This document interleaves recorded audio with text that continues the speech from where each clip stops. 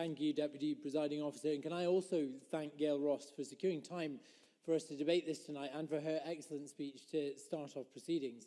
I'd also like to remind the Chamber of my interests here in my career in the residential childcare and children's voluntary sector.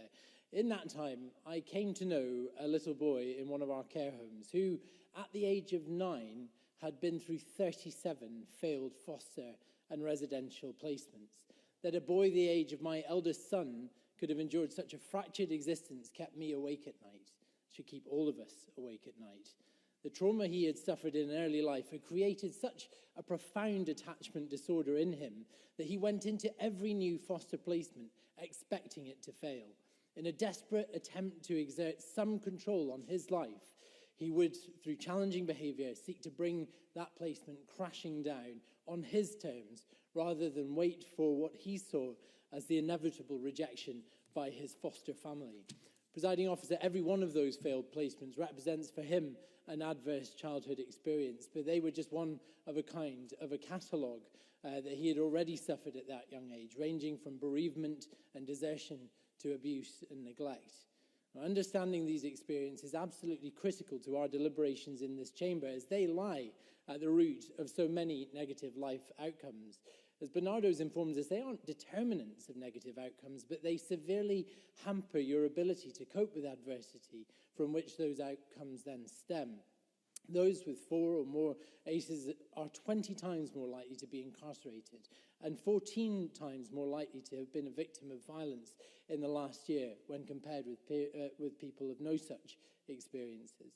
Small wonder then that, as we have heard in an excellent speech from Emma Harper, the recommendations of Sir Harry Byrne's review on targets within the NHS was that we should be routinely capturing the extent and nature of adverse childhood events and, as such, form a holistic response to that reality.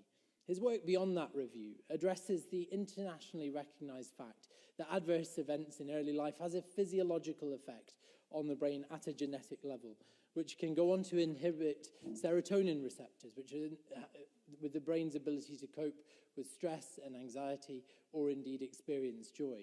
Simply by recording these events for every child, we can begin to target resource effectively.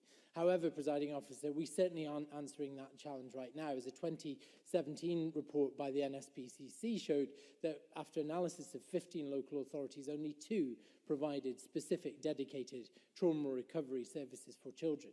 And we aren't equipping, as we've heard today, our educationalists with trauma-informed approach. It's been 10 years since I first started campaigning, along with others in the sector, for student teachers to receive training in attachment disorder, trauma and loss, and with it, the impact that each of these can have on behaviour in the classroom. It's one of the key reasons that educational attainment is so poor and school exclusion so high amongst our 15,000 young people who exist in the care of the state in any given year.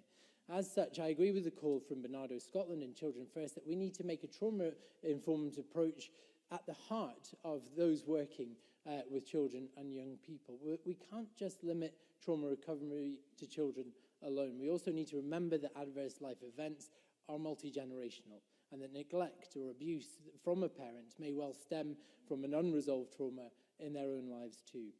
2018, as we have heard, is the year of young people. What better time to do more for these young people who have been handed the very worst start in life? And Presiding Officer, it does feel like we are on the edge of a long overdue period of both revelation and revolution in the field of trauma recovery. But we need to start that here in this chamber. That's why I'm so grateful to Gail Ross for bringing this before us today, because if we don't start collecting data on the prevalence of adverse experience in Scotland, then we can't begin to help these children, each of whom is fighting an individual battle that we may otherwise know nothing about. Thank you.